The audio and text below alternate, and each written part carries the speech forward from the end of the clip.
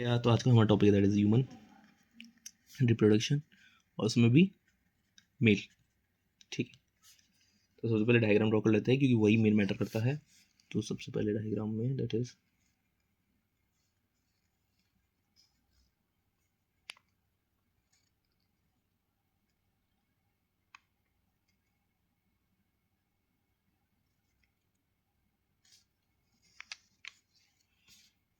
तो यहाँ पर एक्चुअली में दो टेस्टिस होते हैं। मैंने यहाँ पे एक टेस्टिस के रिस्पेक्ट में दिखाएगा एक तरह से। तो यहाँ पर ऐसे है, एक्चुअली में एक टेस्टिस के पीछे हो, यहाँ पर टू टेस्टिस होते हैं। ठीक है, यहाँ पर टेस्टिस ऐसे और यहाँ से एक डक निकलती है क्योंकि यहाँ पर यूरिनरी ब्लैडर इसके पीछे ऊपर लूप होकर पीछे से यहाँ पे आती है और यहाँ पे दो सेवन प्लाज्मास होते हैं, वहाँ से एक कॉमन डक्ट लेकर के देन फिर ये यहाँ पे आकर के पीनस से निकलती है। ये जो डक्ट है इसको हम लोग कहते हैं urethra urethra and that is vas deferens, that is testis and this is scrotum and this is seminal vesicle vesicle. ठीक है, और यहाँ पर ये जो जंक्शन दैट इज कॉमन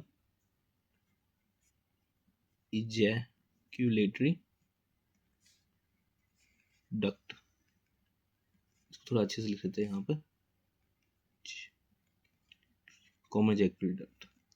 तो बेसिकली हमने यहाँ पे देखा, यहाँ पे हमारा जो ये एक स्ट्रक्चर है ये बेसिकली जैसे कि अगर ये जैसे पीनस है, यहाँ पर आपको जैसे ये यहाँ पर पीनस है और यहाँ पर दो स्क्रोटम के स्क्रोटम्स है। ठीक है, स्क्रोटम है यहाँ पर, तो हमने इसका बेसिकली एक ट्रांसवर्स साइज वाला व्यू लिया है। ठीक है, तो ये व्यू हमने यहाँ पे लिया है और ये अगर आप देख सकते हो तो यहाँ पे दो टेस्टिस होते हैं, टेस्टी यहाँ पे दो होती है। ठीक है, और वास से दो टेस्टी दो सही है। स्क्रोटम बेसिकली पाउच था जिसके अंदर ये टेस्टी कंटेन करता है। और एक बार ऊपर पे समझा देता हूँ, उसके बाद हम लिखना स्टार्ट करेंगे।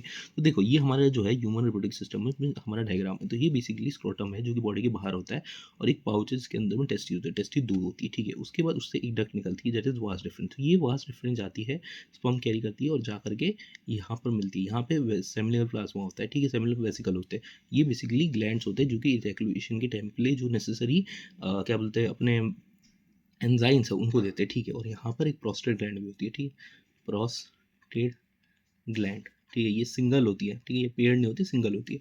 प्रोस्टेट ग्लैंड होती है जस्ट इसके नीचे। ठीक है, और ये यहाँ से मिलके सारे कॉमन इजैक्यूलेटरी डक्ट बनाते हैं और उसके बाद फिर ये कॉमन इजैक्यूलेटरी डक्ट से डक्ट, क्योंकि कॉमन इजैक्यूलेटरी डक्ट क्यों है, क्योंकि यहाँ पर सेमिनल प्लाज्मा का भी आ रहा है और eight the same time urine bladder से यूरिन भी आ रहा है। फिर आता है, मतलब दोनों साथ में नहीं आते। जब आना होगा तो पहले तो सेमिनल प्लाज्मा का एक्सट्रैक्ट आएंगे और उसके साथ सीमन आएगा। बट हाँ, यहाँ पर जंक्शन तो ऑब्वियसली एक ही है ना, मतलब एक ही फ्लो एक ही साइड से आता है। तो यहाँ पे कॉमन इजैक्यूलेटरी डक्ट है, तो यहाँ से फिर जो भी यूरिन या फिर प्लाज्मा होगा वो बाहर आ जाएगा यहाँ पे पीनस के थ्रू। एक मिनट, यहाँ से बाहर आ जाएगा दैट इज पीनस के थ्रू। ठीक है, तो अब हम एक बार इसका लिखना स्टार्ट करते हैं। सबसे पहले तो in human male we have scrotum scrotum pouch that contain testes outside human body. ये बॉडी के आउटसाइड में होती है, इसमें टेस्टिस कंटेन होते हैं और ये दो होते हैं ऑब्वियसली, दो मतलब दो टेस्टिस होते हैं इसके अंदर। ठीक है, और outside as require 2 to 2.5 degree Celsius lower temperature for sperm formation. Sperm के फॉर्मेशन के लिए 2 से 2.5 डिग्री सेल्सियस कम टेम्परेचर चाहिए होता है। ठीक है, और थी यहाँ पर अगर आप देखो तो स्क्रोटम जो है बॉडी के बाहर होता है। क्यों होता है, क्योंकि ये बेसिकली जो है ये 2 से 2.5 डिग्री सेल्सियस कम लोअर टेम्परेचर चाहिए स्पर्म फॉर्मेशन। दूसरी बात, पीनस पीनस basically gate erectile during copulation, coitus और कॉप्यूलेशन। लेशन। बेसिकली जब कॉपुलेशन होता है तो पीनस इरेक्टाइज हो जाता है ताकि फिर वो स्पर्म आराम से रिलीज किया जा सके। और ये जो होते हैं ऑब्वियसली इसके जो है ना अलग अलग जो क्या बोलते हैं बॉडी के अंदर जो हार्मोनल्स होते हैं एट द सेम टाइम जो अलग अलग आपके जैसे बर्बोयूथर ग्लैंड है वो बेसिकली इसके लुब्रिकेशन के अंदर हेल्प करता है ताकि फिर ये क्या बोलते हैं यहाँ पे लुब्रिकेट हो सके और आराम से फिर मतलब कोटेस में हेल्प हो सके। एट द सेम टाइम यहाँ पे कई सारे वेसल्स होते हैं जो कि ब्लड वेसल्स होते हैं जो कि इसमें हाई पंप आएगा तब ये इरेक्टाइल हो जाएगा। क्यों हो जाएगा? ताकि आराम से फिर कॉपुलेशन करने में हेल्प हो सके। दूसरी बात, the sperms are formed in testes that carry by vas difference gets secretion from seminal vesicle prostate that help sperm in fertilization। अब जैसे कि प्रोस्टेट का आप देखोगे तो प्रोस्टेट के अंदर एंटीबायोटिक्स दी जाती है, सेमिनल प्लाज्मा का फ्लूइड दिया जाता है जिसकी बेसिकली नरिशमेंट के लिए हेल्प करता है। एट द सेम टाइम वो स्पर्म जो है वो उसके अंदर कैल्शियम कंटेंट होता है ताकि उसका कोएगुलेशन ना हो सके, मतलब जम ना सके स्पर्म। दूसरी बात की जो फ्रक्टोज होता है, प्रोस्टाग्लैंड जैसे हार्मोन्स होते हैं, ये सब सेमिनिकल वेसिकल के थ्रू दिया जाता है। हायर क्लास में जाएंगे तो अपन सबके बारे में पढ़ेंगे, ठीक है। तो ये सब बेसिकली जब यहाँ पे स्पर्म फॉर्म हुआ तो वो स्पर्म धीरे धीरे जाएगा और ये मतलब जाएगा मतलब और ये व्यास डिफरेंस के थ्रू कैरी होते होते हो जाएगा और यहाँ पर ये जो डक्ट है सेमिनल प्लाज्मा का यहाँ का एक्सक्रीशन लेगा, प्रोस्टेग्लैंड का एक्सक्रीशन लेगा और यहाँ से यहाँ पर एक कॉमन इजैक्युलेटरी डक्ट है, ठीक है। Vas deferens loop urinary bladder go back and join seminal vesicle duct, seminal vesicle के duct join करता है and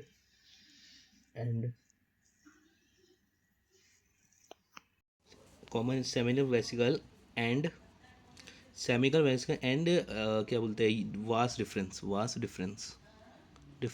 go back and join seminal vesicle and form common ejaculatory duct. अब कॉमन इजैक्यूलेटरी डक्ट कैसे form होता है? आप देखो इस चीज़ को, इजैक्यूलेटरी डक्ट देखो होता क्या है। जब यहाँ पे स्पर्म फॉर्म हुआ वो पहले गया ऊपर वास डिफरेंस के थ्रू और वो कैरी होकर लूप होकर के यहाँ पे आया और यहाँ पे से सेमिनल वेसिकल का एक्सक्रीशन मिला और यहाँ से लेकर के ये जब आया तब ये दोनों यहाँ पे यूरिन यहाँ पे आया तो ये कॉमन डक्ट फॉर्म हो गई तो इसको हम लोग कॉमन इजैक्यूलेटरी डक्ट कहते हैं। आगे फिर ये जाएगा और यूरेथ्रा से ज्वाइन हो जाएगा और ये यूरेथ्रा के थ्रू यहाँ पे ज़्यादा पीनस से बाहर आ जाएगा, ठीक है। तो common ejaculatory duct form common ejaculatory and later join urethra and release sperm sperm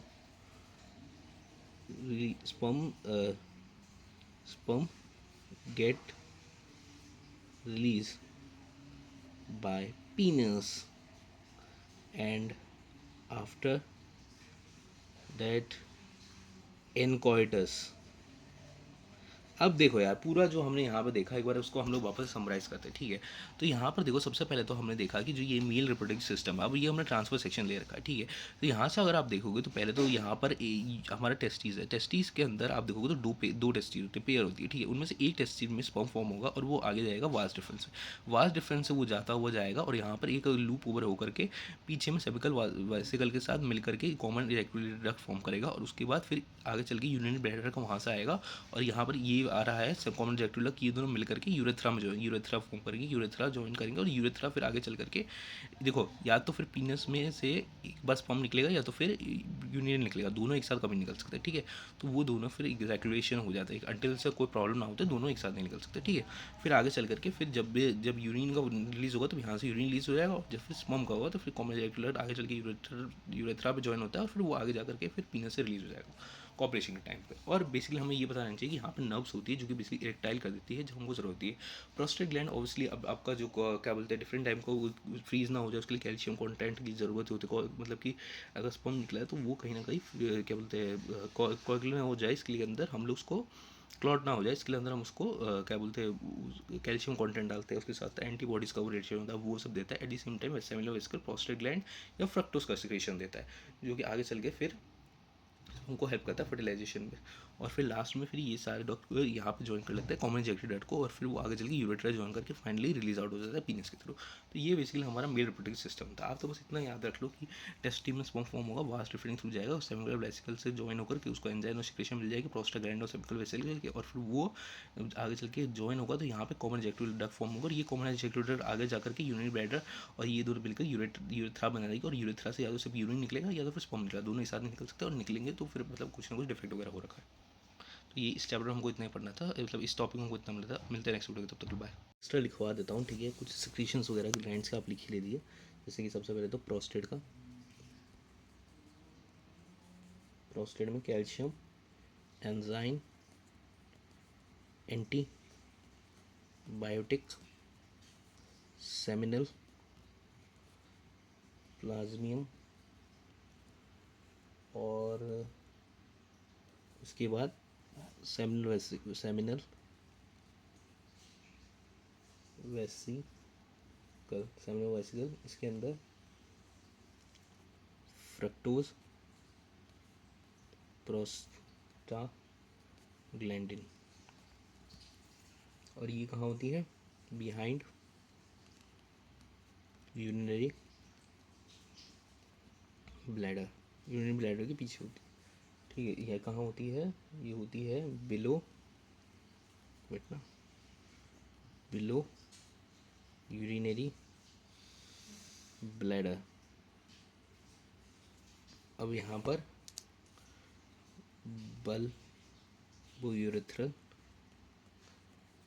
ये जो होती है लुब्रिकेशन ऑफ पीनस, ये पीनस के लुब्रिकेशन में हेल्प करती है। बेसिकली इतना तो आपको नहीं पढ़ना, हम बेसिकली जो ये मेन आप सेमिकल वेसिकल का देख लो एक तो, और एक प्रोस्टेट का देख लो, ये बल्बोयूरेथ्रल वगैरह ये सब एक्स्ट्रा है और हायर क्लास में आप पढ़ोगे आमतौर पर, ठीक है। यूरेथ्रल और कोपलर्स ग्लैंड, क्लोपलस ग्लैंड, ये हायर क्लास में पढ़ोगे तो आप बस इतना देख लो, सेमिकल वेसिकल देख लो, क्योंकि आमतौर पर वही काम आता है, ठीक है।